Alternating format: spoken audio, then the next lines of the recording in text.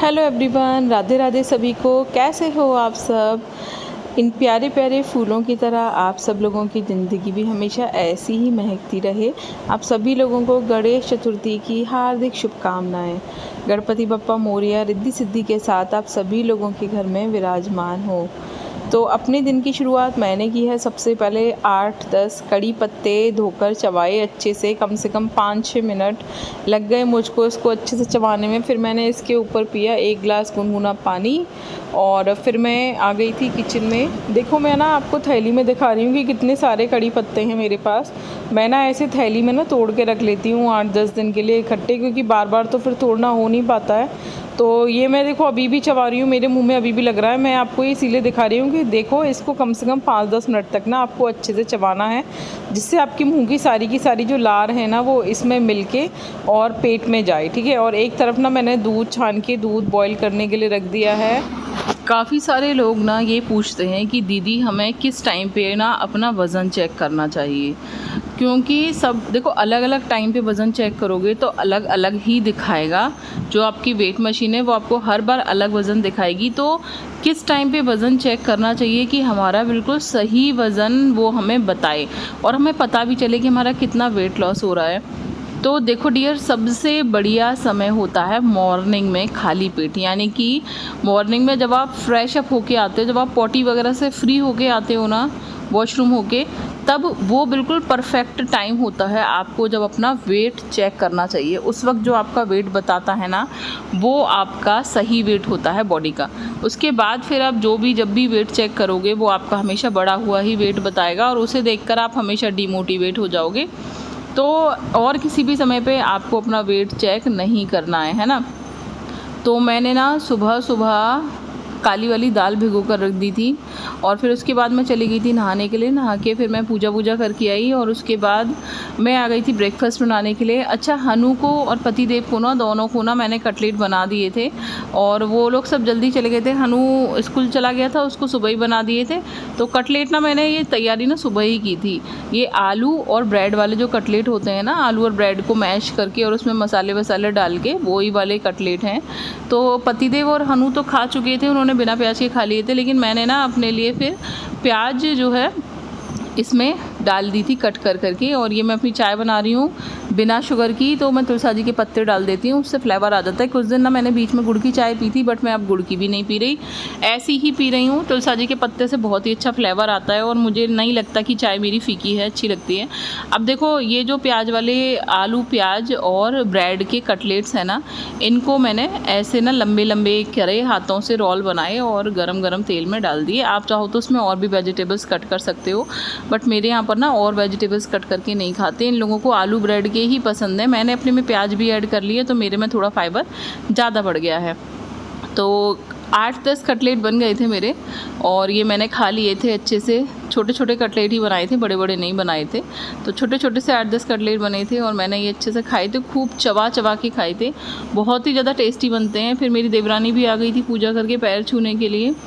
अभी ना यार मैं ना बड़ी परेशान हो गई हूँ। अभी स्लिप डिस्क मेरी पता नहीं कितने दिनों में ठीक होगी, मुझे लगभग 1 महीना हो गया है। अब देखो भैया, रेस्ट तो नहीं कर सकते। 8-10 दिन थोड़ा सा मैंने रेस्ट कर लिया था और फिर उसके बाद ना मैंने घर के काम करने शुरू कर दिए, क्योंकि कौन करेगा और फिर कौन कितना ही करता है। ठीक है, 2-4 दिन तो सभी लोग कर देते हैं मदद, लेकिन फिर कोई नहीं करता। फिर तो घर के काम अपने सारे के सारे खुद ही करने पड़ते हैं।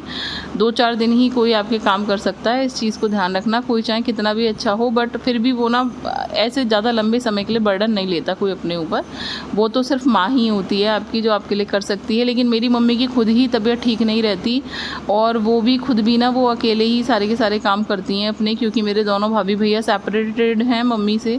तो एक तो बाहर ही रहते हैं और एक जो है वो पहले मम्मी ने सेपरेट कर दिए थे, ऊपर वाले फ्लोर पे रहते हैं वो, क्योंकि छोटा वाला भाई की जब शादी हुई थी ना तब नीचे वाले फ्लोर पे स्पेस कम था, तो उनको ऊपर वाले फ्लोर पे सेपरेट कर दिया था। तो अभी ऐसे ही रहता है। मम्मी तो मेरी खुद ही परेशान रहती हैं। उनकी एज मुझसे भी ज़्यादा है और उनको भी काफ़ी सारी प्रॉब्लम्स हैं, तो मैं उनको अपने पास बुला के और ज़्यादा उनकी प्रॉब्लम्स को नहीं बढ़ाना चाहती, इसलिए मैंने उनको भी नहीं बुलाया है। तो मैं खुद से ही सारे के सारे काम करने की कोशिश करती हूँ और थोड़ा बहुत मदद हनु और पतिदेव कर देते हैं। तो बस ऐसे ही अभी मेरा ना काम चल रहा है। तो अभी वेट लॉस भी ना साथ साथ मेरा चल रहा है। ऐसा मत सोचना है कि अगर मैं इस वक्त बहुत ज़्यादा हैवी एक्सरसाइज नहीं कर पा रही, मैं बस इस वक्त वेट लिफ्टिंग वाली एक्सरसाइज नहीं कर पा रही, बाकी मैं सब कुछ कर रही हूँ।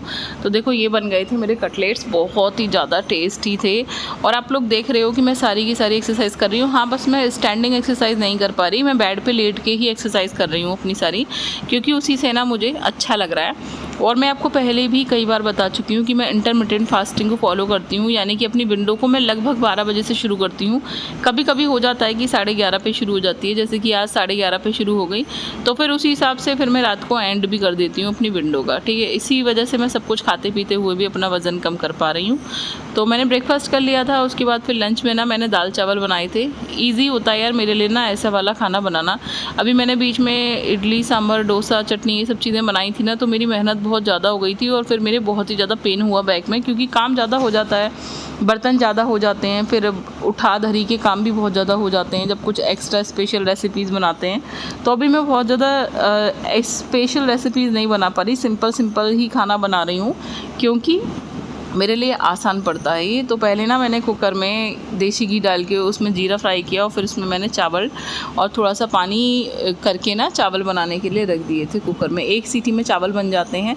और पसाकर चावल कभी भी मत बनाना, अगर आप लोग चावल को पसाकर बनाते हो तो फिर चावल खाने का कोई फ़ायदा नहीं है। चावल के जितने भी विटामिन्स होते हैं वो सारे उस पानी में निकल जाते हैं, तो फिर चावल खा के क्या फ़ायदा, ठीक है। सिर्फ कार्बोहाइड्रेट के लिए चावल खाना तो बेकार है, रोटी खा लो इससे अच्छा। तो अगर चावल खा ही रहे हो और उसके सारे के सारे पोषक तत्व आपको चाहिए, तो चावल को ऐसे ही बनाना कुकर में, जैसे पुराने ज़माने में हमारी मम्मियाँ बनाती थी, और हम सब लोग हेल्दी भी रहते थे खा के।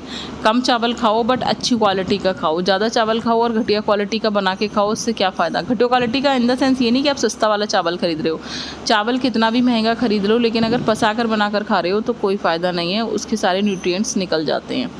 तो इसीलिए चावल को हमेशा कुकर में बनाओ, जिससे कि उसके न्यूट्रिएंट्स उसी में रहें और आप अपने बच्चों को अच्छे न्यूट्रिएंट्स दे पाओ। चावल अगर आप सही मात्रा में सही तरीके से खाते हो तो आपकी स्किन भी ग्लो करेगी और आपके बाल भी हेल्दी रहेंगे, झड़ेंगे टूटेंगे नहीं। तो मैंने ना चावल जिस कुकर में बनाए थे ना, मेरे पास एक ही नॉन स्टिक है 5 लीटर वाला, फिर छोटा वाला है। तो मैंने चावल जिस कुकर में बनाई थी ना उसमें से खिलाकर और मैंने टैनी में ढक्कन वाला जो होता है ना कटोरदान, उसमें मैंने रख दिए थे। और फिर इसी ही चावल वाले कुकर में ना मैंने दाल भी फ्राई कर दी थी, थोड़ा सा देसी घी डाला, उसमें हींग डाली, जीरा डाला, हल्दी डाली, मिर्च डाली, सूखा धनिया डाला, दाल डाली, पानी डाली और सेंधा नमक डाला। और फिर मैंने 3-4 सीटी ली। दाल को मैंने सुबह भिगो दिया था ना, तो बहुत अच्छे से बन गई थी। 3-4 सीटी मैंने लगातार ले ली थी और दाल बना ली थी, है ना। अब देखो आप लोग पूछोगे कि दीदी क्या वेट लॉस में चावल खा सकते हैं? बिल्कुल खा सकते हैं। और अगर आप मेरे तरीके से चावल बनाओगे ना तो आपका कम चावल में पेट भर जाएगा। और वो वाले जो चावल होते हैं ना जो पसा के बनते हैं, उसमें पेट नहीं भरता और ना ही उसमें न्यूट्रिशन मिलता है। तो इसी तरीके से चावल बनाना, चावल खा के भी आपका वज़न कम होगा। मैंने अपनी वेट लॉस जर्नी में कभी चावल नहीं छोड़ा, कभी रोटी नहीं छोड़ी। स्टार्टिंग में रोटी कम कर दी थी खानी, अदर रेसिपीज़ में ज़्यादा खाती थी, जैसे चीला, पोहा, उपमा। लेकिन फिर मैंने रोटी भी शुरू कर दी, क्योंकि देखो रोटी आप छोड़ नहीं सकते। तो एक रोटी खाओ, सलाद खाओ, फल खाओ, साथ में सब्जी खाओ, दाल खाओ, ठीक है। और फिर हर मील के 45 मिनट बाद मैं लेती हूँ अपना वेट लॉस चूरन, ठीक है।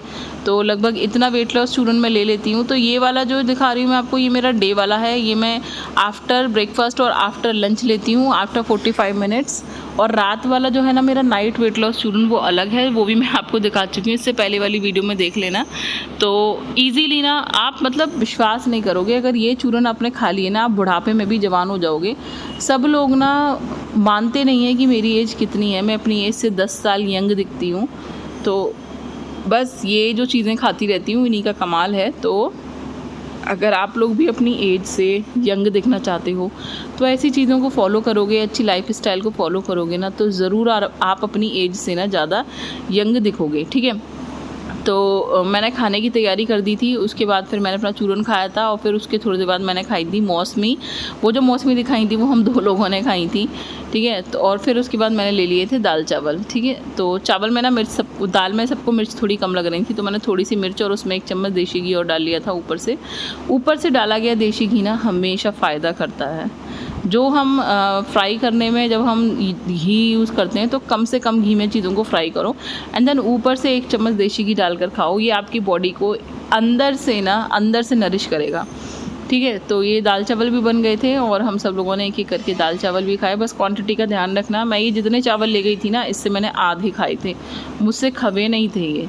इसमें से हम 2 लोगों ने खा लिए थे, हनू ने खा लिए थे और उसने थोड़े से चावल छोड़े थे तो वो मैंने खाए थे, ठीक है।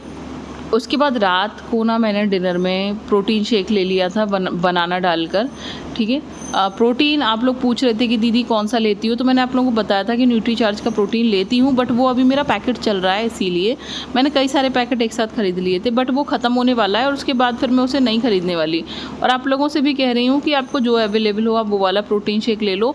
मेरा तो ये वाला प्रोटीन पाउडर ख़त्म हो जाएगा तो मैं सत्तू पाउडर ही यूज़ करती हूँ, या फिर ड्राई फ्रूट्स को भून कर पीस कर रख लो, वो भी बहुत ही अच्छा प्रोटीन पाउडर बनता है, उसको भी आप ले सकते हो। मिश्री भी ऐड कर सकते हो, उसमें खजूर ऐड कर सकते हो मीठे के लिए, ठीक है। तो homemade protein powder is the best. ये मार्केट वाले प्रोटीन पाउडर पर मत भागो, कुछ नहीं होता, सोया पाउडर होता है उसमें। और सोया पाउडर से अच्छा है सोयाबीन की चाट बनाकर खा लो ना, क्यों बेफिजूल में ना महंगे पैसे वेस्ट कर रहे हो आप लोग, है ना। अब देखो आप लोग, मैंने देखा है ज़्यादातर लोगों को कि लोग महंगी चीज़ों के पीछे भागते हैं। उनको ऐसा लगता है कि अगर हम महंगी चीज़ों को यूज़ करेंगे ना तभी हमारा वेट लॉस होगा, या फिर सस्ती चीज़ों को यूज़ करके वेट लॉस नहीं हो सकता। देखो डियर, ऐसा कुछ नहीं होता। सस्ते और महंगे से मतलब नहीं होता, सिर्फ हमारा जो मानसिक भ्रम है ना उससे मतलब होता है। तो अपनी सोच को बदलो, जो चीज़ आपको कम रेट में बढ़िया उससे बेहतर मिल रही है तो उसे क्यों नहीं यूज़ कर रहे।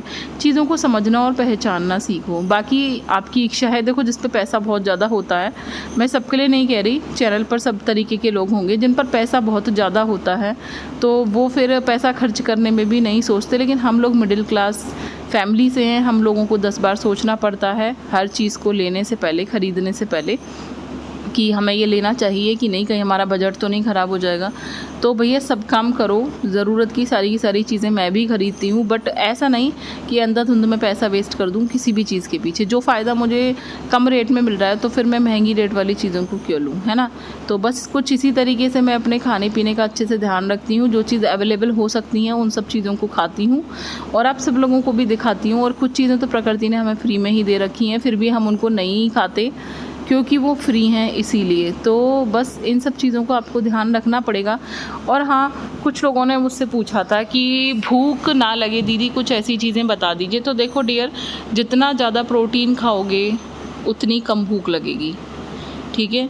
रात को ना कल मैंने दूध भी नहीं पिया था, मैं आपको सच बात बताऊं, प्रोटीन शेक पी लिया था, उसके बाद जो मैं रात को हल्दी वाला दूध पीती हूँ ना वो मैंने नहीं पिया था, मुझे भूख ही नहीं लगी, ठीक है। तो अपनी पूरे दिन की डाइट में ज़्यादा से ज़्यादा प्रोटीन शामिल करने की कोशिश करो। दाल खाओ, रमास खाओ, चने खाओ, लोबिया खाओ, राजमा खाओ, सोयाबीन खाओ, मटरा खाओ, काबुली चना खाओ, फ्राइड चने खाओ, मूंगफली खाओ, जो भी ऐसी चीज़ें आप शामिल कर सकते हो वो सब कुछ आप अपनी डाइट में शामिल करो। जितना ज़्यादा प्रोटीन खाओगे, बस एक चीज़ का ध्यान रखना पड़ेगा, प्रोटीन ज़्यादा खाओगे पानी ज़्यादा पीना, क्योंकि प्रोटीन गर्म होता है। तो बस प्रोटीन और पानी अगर आप अपनी डाइट में बढ़ा लिया तो आपका ईज़िली पेट भरा रहेगा हर वक्त, आपका इजीली वेट लॉस होगा, इंच लॉस, पेट की चर्बी सब गायब हो जाएगी और आपको बिलीव नहीं होगा कि आप कहोगे यार भूख लगती ही नहीं है, भूख लगती ही नहीं है हमको। सच बता रही हूँ, देखो कभी भी ना आप रमास और चने खाना चाट बना के, एक छोटी कटोरी में आपका पेट भर जाएगा और आपको लंबे समय तक ना भूख नहीं लगेगी। मैं खुद बता रही हूँ क्योंकि मैं ये सब काम करती हूँ। तो मैं आप लोगों को जब दिखाती हूँ तो मैं काफ़ी सारा बना हुआ दिखाती हूँ, बट वो ना मेरा नेक्स्ट डे तक चलता है। मतलब मैं अकेले नहीं खाती, हम 3 लोग खाते हैं, फिर भी वो बची ही जाता है। जितना भी मैं आपको बनाकर दिखाती हूँ ना ये सब चाट पाट, वो भी बच जाती हैं, वो फिर हम नेक्स्ट डे यूज़ कर लेते हैं या फिर डिनर विनर में खा लेते हैं उसको बना के। अच्छा, तो एक तो ना आपको थोड़ा अपना डाइट का ध्यान रखना है। थोड़ा मैं आपको जैसे डेली एक्सरसाइज़ेज़ दिखाती हूँ ना, इन एक्सरसाइज़ेज़ को अपनी एज के हिसाब से आप फ़ॉलो कर सकते हो। मेरे चैनल पे बहुत सारी स्टैंडिंग एक्सरसाइज़ भी पड़ी हैं, मैं पहले करती थी। हालाँकि मुझे स्लिप डिस्क तो पिछले 6 साल से है ही, बट मैं पहले कर लेती थी। बट अभी जो हुआ है ना 1 महीने पहले इंसिडेंट मेरे साथ, उसकी वजह से ना मैं स्टैंडिंग एक्सरसाइज़ अब नहीं कर पा रही हूँ।